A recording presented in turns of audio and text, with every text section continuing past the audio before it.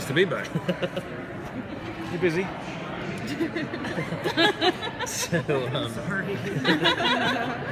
So Lance is kind of fascinating, the fact that he's kind of like the wild card in a way of the series.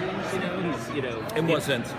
I'm sorry. In what sense? In the sense that you never know if he's going to be sympathetic or antagonistic to the cause of Team Arrow. Yeah, it's interesting actually, isn't it? It's don't forget, you got everything? Yeah. Okay. I'm going to slide in right here. No, actually, no, it's true. It is a bit of a wild card in that respect. I think that's what kind of makes it interesting. Obviously, if you take a 3-act structure in a film or a play or whatever, you've got your goodies and baddies and antagonists and such like. Everybody's role is pretty clear, but obviously, if you do a television series and it goes on and on and on and on and on and on and on, we get 4 seasons. There's obviously the chance to explore many different facets of people's characters, and obviously with everybody, it's not just Lance in that sense.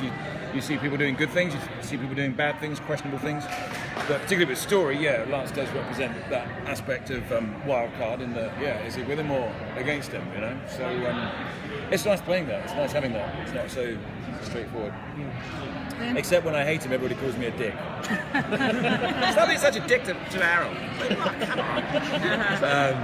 So there we go. Look, I have a question about the whole heart condition that they had. Basically benched your character all last season. Are you going to have a miraculous recovery where you can actually go and do things? He seems to be over the heart condition, right? He's been working out down the gym. Everything seems to be just fine. So, back amongst it. Under what sort of conditions do you see Lance actually accepting the Team Arrow vigilante world that everyone he knows is basically involved in at this point? Yeah, it's going to have to get used to it, isn't it? Let's face it. Family's crazy for it. I think the thing with Lance is that the 2 most important things in his life, he's got a reputation, he's got his career and all the rest of it, but the 2 most important things for him are his daughters and his city. And he'll sacrifice his reputation and his career for either of those, really, as has been evident. So if questionable decisions have to be made that may compromise his character or his reputation, then he's willing to do that if the beneficiaries are either his daughters or the city. So he'll take it on the chin. Lance's interaction tends to be focused on a few other characters and doesn't always get to interact with a lot of the larger cast.